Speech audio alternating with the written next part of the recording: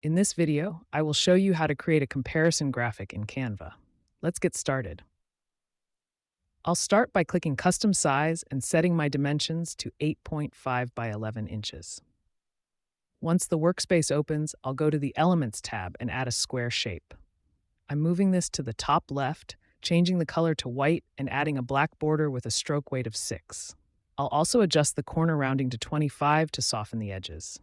Now, I'll drag the bottom of the shape down to create a long column and then duplicate it over to the right side.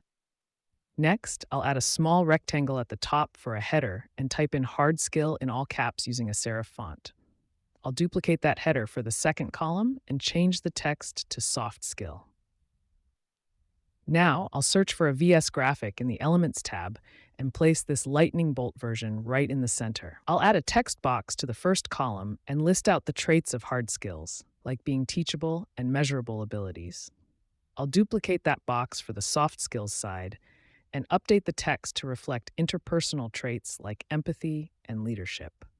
Finally, I'll go to the Share menu and select Download to save the completed graphic. Creating professional comparison charts in Canva is a great way to make your information easy to digest.